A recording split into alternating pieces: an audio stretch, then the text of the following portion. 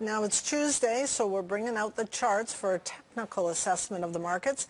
Today on Technical Tuesday, we're going to kick off our commentary with the underperformance of small cap stocks. And we're going to take a look at the graph. This is the performance of the S&P 500 and the Russell 2000. In just the past couple of days, the 2000 has lost twice as much ground as the S&P 500.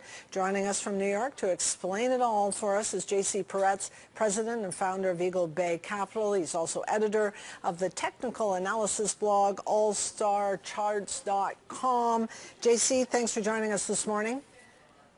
Hey, Francis, how are you? I'm just tremendous. We were just looking at the performance of those two indices, the big cap, the S&P 500, and the small cap. We're going to show another chart, and this is a relative chart, which shows the relationship of one to the other on one graph. And it looks a little bit like an oops in terms of breaking down. You got an oops when it couldn't get through a certain level, and now we've broken down below that line that you've drawn on the chart. Is this provide us with a view that there's more downside for small cap?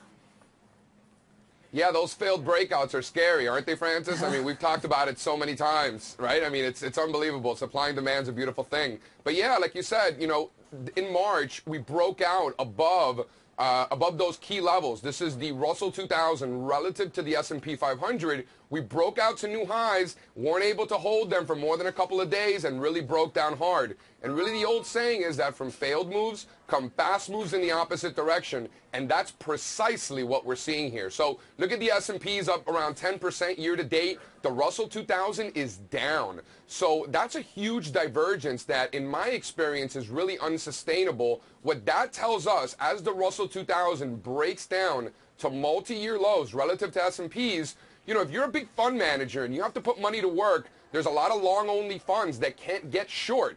So the way that they get defensive and the way that they protect themselves is to flow money into the larger cap names, and as opposed to the more speculative, more volatile small caps. I think that's precisely what we're seeing here, and I think it's the S&P that's going to catch up down to the Russell, and not the other way around. And that's what I actually was going to be my next question, JC, because some people say that you can look at that small cap, but it doesn't tell me anything about what big cap is going to do. You say potentially just the opposite. I mean, yeah. I mean, listen, at the end of the day, these are stocks, and, you know, we're comparing larger cap, quote unquote, safer, you know, bigger names to more speculative, smaller names. If this was a true risk-on environment and money managers want to put risk on, and there's true risk appetite out there, Francis, I have to believe that the small caps are going to be the outperformers, not the large caps, not the Dow and the S&P. Look at the micro caps, for example, down also. The mid caps are struggling also. So it's a bigger story here. And yeah, I think it is telling us something. The big story this year has been the U.S. dollar, though.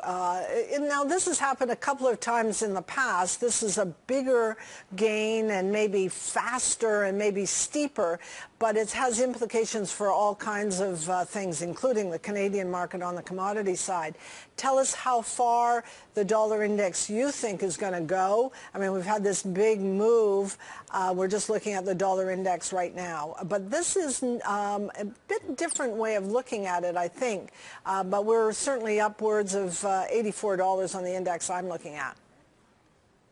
Yeah, and you know, let's just rewind a little bit to the conversation you and I had in May. If you recall, we were at extreme bearish sentiment in the U.S. dollar index, extreme pessimism as we broke down to new lows and quickly reversed higher to get back above those lows. Again, a failed breakdown, bullish momentum divergences, extreme bearish sentiment. And this is the most beautiful thing. When that bearish sentiment unwinds, this is when you get the parabolic moves that we just saw. And I mean, it's beautiful. I love it. But at this point, we're actually seeing the opposite than we were seeing in May. We're seeing extreme bullish sentiment in the U.S. dollar, extreme bearish sentiment in the euro, and the dollar's running into into previous highs. There's overhead supply, not to mention a huge downtrend line from 5-6 years ago. So I think there's too much overhead supply and too much optimism right now in the U.S. dollar index to either be adding to positions or keeping positions. I think it's time to,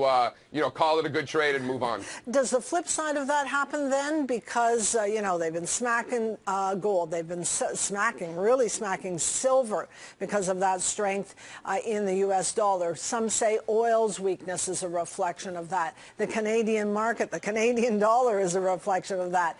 Do you take the other side of the trade? I'm not ready to make that call Okay. at this point. I'd like to. I'm picky, Francis. I don't need to be in everything. So okay. I'm not ready to flip it at this point. I'm just ready to back off. But I got to tell you something. I always hear a lot about this correlation between metals and the dollar and this and that.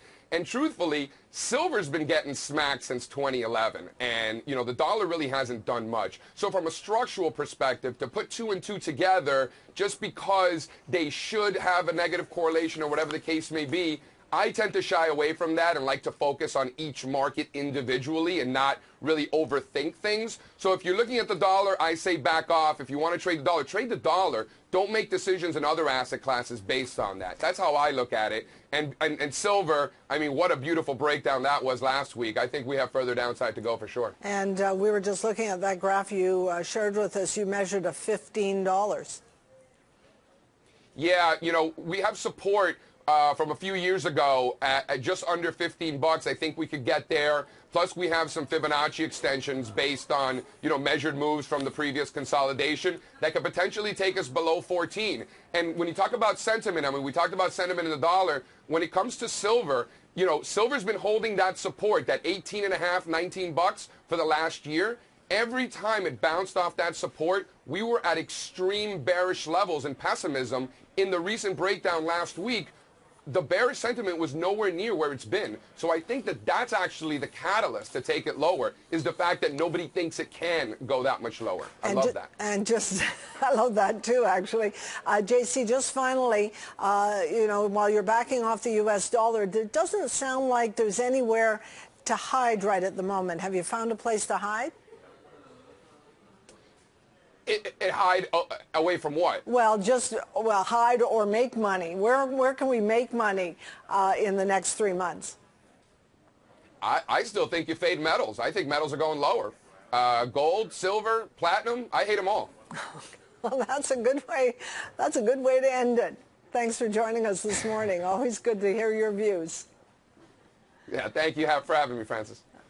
JC Parets is president and founder of Eagle Bay Capital and editor of the technical analysis blog, allstarcharts.com.